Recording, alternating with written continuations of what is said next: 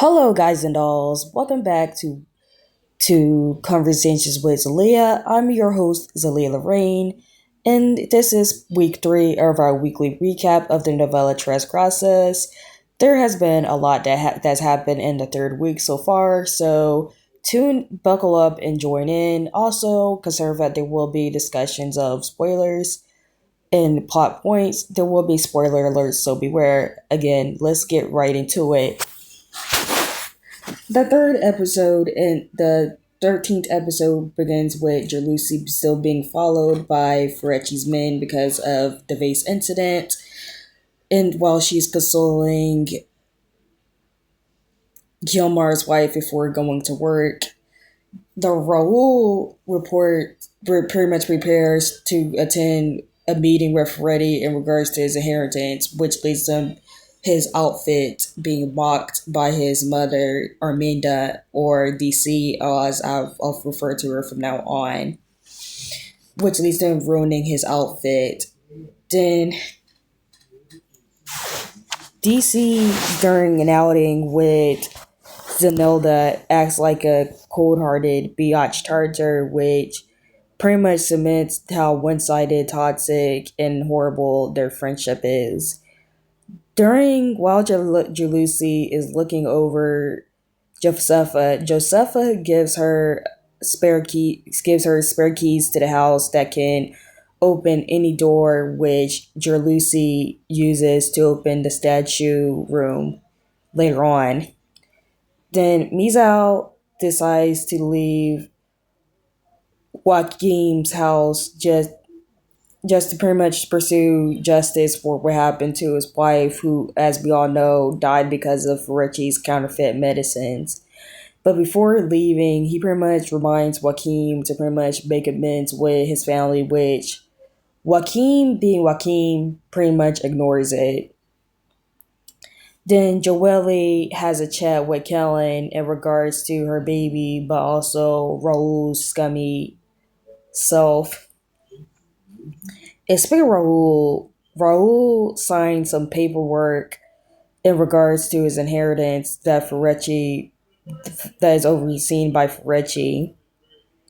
And Ferrecci, by the way, has his son Leo spy on Vivi, the pharmacist lady, who also happens to be Jalusi's best friend.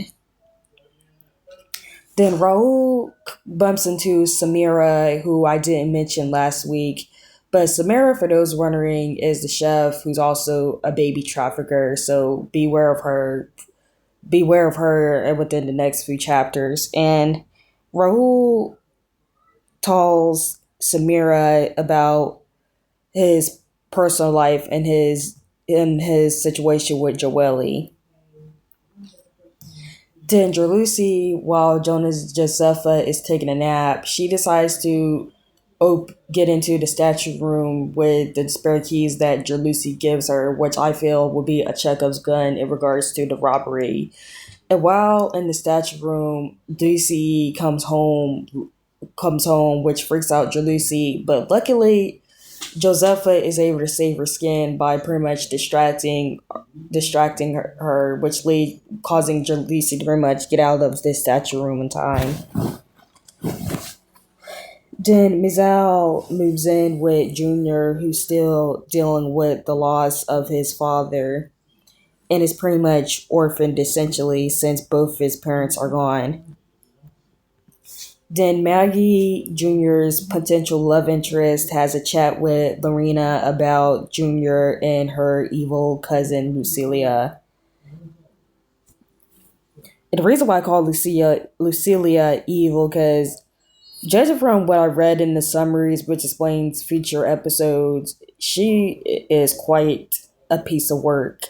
And you'll see what I mean within the next few episodes. Then Polino gets captured by Ferrecci's men picking up Jalusi, which leads to them telling them that Jalusi is friends with a police officer, which Ferrecci is wary of, considering that he's scared that Jalusi's friendship with the police officer would expose pretty much his medicine fraud. Then Leo visits Vivi at the pharmacy to spy on her, and they want to later on go out to a pagodal. And for those wondering what a pagodal is, it's pretty much like a house where they play pagoji and samba music essentially. And during the outing, Baghdad and his men wind up arriving, which pretty much stops everything. And when Vivi tries to warn Leo about Baghdad, but Leo, being your typical entitled white dude, he pretty much asks for the same drink as Baghdad, which ticks him off.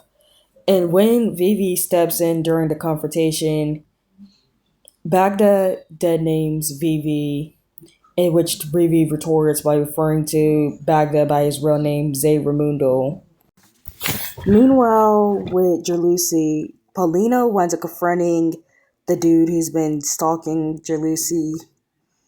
And Paulino tries to ask her out, but to no avail. Meanwhile, Romalo, who's been caught, tells Macedo, the other henchman, what he's covered, and Macedo in turn tells Ferrecci, which spooks him. Then Joelle winds up going outside where she also bumps into Mizal, who's and winds up having a flashback of her meeting with Raul, which I already brought up in like the first weekly recap. Then Ferrecci tells DC about his intel about Jalusi, which it pretty much warns her to fire her, which she doesn't want to. Then back at Shakrina, Vivi gets dropped off and tells Jalusi about her date with Leo, which gets pretty much some inner feelings for him, which gets submitted when Leo sends her a bouquet of flowers. Despite the fact Leo is spying on behalf of his dad, is pretty beautiful. Then the next day, Jalusi takes Joelle to the maternity hospital for her ultrasound. And during the ultrasound, they look at pretty much the baby and gestating, and Jalusi pretty much hopes that the baby is a girl just to break the family curse, which, considering how predictable genders are for babies, I have a feeling that it will be a boy. It will pretty much break the tradition and be a little boy instead, but that's just me. And Leisha, it's obvious Leisha isn't being cautious considering the fact she's taking the fake meds during her breakfast, despite Misal warning them about the fake meds. She isn't putting two and two together because because of her because she hasn't because ever since she's been taking those pills, her health has become worse instead of better. And I'm still shocked that she is still taking those pills. In fact, during her conversation with Jalusi at night, she Jalusi tries to pretty much prevent her mom from taking those pills, and Legia pretty much refuses to stop taking them, which is a sad scene to see. And in Thursday's episode, Baghdad and Co. they wind up breaking into the mansion to pretty much warn Rahul about his death. It pretty much threatened Rahul about his death, and this gets seen by Josepha, who tries to warn DC that there are pretty much thieves breaking and entering into their home, which gets ignored by Arminda, who doesn't believe it until she noticed that the window door to the statue room is broken in. And Raul, seeing that his grandmother Josepha witnessed what happened, tells Josepha to keep it a secret and to not tell anyone, which I have a feeling she's going to kiss and tell at some point. Since Josepha slept with her eyes open, which is kind of creepy. And since Raul can't meet Joelle at their hideout anymore at risk of them being caught by Baghdad, Kellen arranges for Joelle and Raul to meet at church. But before the meeting occurs, Joelle bumps into some old classmates from school who bully her over her pregnancy. And this gets seen by Joaquin, who does nothing to step in and defend his granddaughter, which is really depressing. It further cements that how trashy Joaquin is. And Joelle confronts Joaquin about it. He pretty much treats her like a stranger, in which she responds by saying that she'd rather have the drunk across the street as her grandfather rather than him.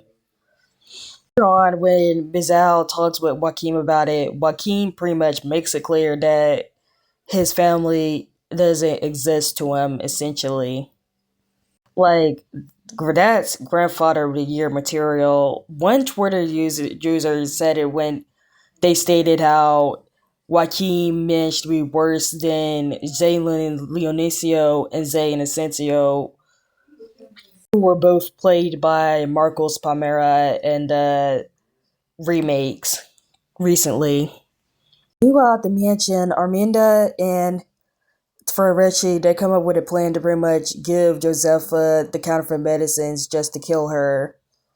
Since since Joseph has been talking crazy, especially in regards to believing that Rogerio, DC's husband, is alive, and the only person that doesn't know this is Jerlucy and Claudia, her other caregiver at night, her nightly caregiver essentially. And during her, when while either Jerlucy or Claudia is looking over her, DC tries to give her the medicine, but she refuses. And with Joelle's meeting with Raul, it's pretty much the same old, essentially, which is why they're unbearable to. Which is why Joelle and Raul, they're my least favorite characters. I could give the excuse that Joelle is a teenager. We all know that teenagers, they make dumb, questionable decisions in the name of love. Raul, I cannot excuse him because he's literally a drug addict, a useless drug addict who owes money to a local to deliver a drug dealer essentially, and still can't pay for it despite the fact that he comes from a rich ass family. And after the visit, Raul runs to Samira, and while hanging out with Samira tells the story of her baby, of how she had a baby and something happened to it, which I have a theory with that, which I'll explain at the end of this video. And Joelle, meanwhile, asks Ligia about her father, but Ligia is pretty being big about it. And then the next scene, we're in prison where we're introduced to Joelle's father, Giorgino Ninja, who was the former drug leader of Jacrina his place got taken over by Baghdad when he went to prison. During his scene, he's seen looking over a Bible with a picture of his mother, showing that he's reformed, which is shown through flashbacks with Pastor Alberico Kellen's father. And Georgino's plot is a redemption plot which I'm instantly disliking, seeing that Georgino abused and raped Jerlucy, which led to Joelle being born. And I feel like that them giving Georgino Black Mother is their way of justifying Joelle's appearance, but I digress. And speaking of Jerlucy, while uses the spare keys to open it to statue room again, which she looks over and sees the bags of count the money that Ferrucci brings in. And while trying to get out of the statue room, she can't use the spare keys. She can't use one of the keys, which leads to her escaping through the window, which catches Celio's attention. And Celio is part of the Rivaldo storyline that I'll ignore because there's nothing of any importance with that storyline. They're just filler, funny characters, essentially. I haven't said anything about it. During Jalusi's work time, DC makes a comment about Joelle's pregnancy, which is funny, which is kind of weird, seeing as that Arminda doesn't even know that her son fathered Joelle's unborn child, which upsets Jerlucy, and Josefa pretty much chastises Arminda for it. And the novella ends with Vivi, who gets dropped off from work by her new love interest, Paulina, whom she kissed a few episodes earlier, finding Lygia unconscious at home again. And that, my friends, is the conclusion of the recap of Tres Graças. And you want my thoughts? Aside from the novella being very boring, which is typical for most novellas, It's very in a very interesting chapter. Like the most hardest scene to watch was the scene of Joelle being bullied and her grandfather watching it.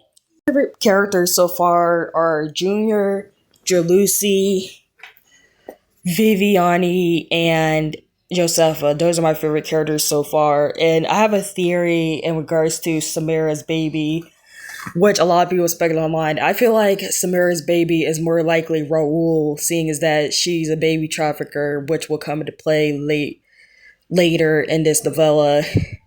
But overall, it was a very good.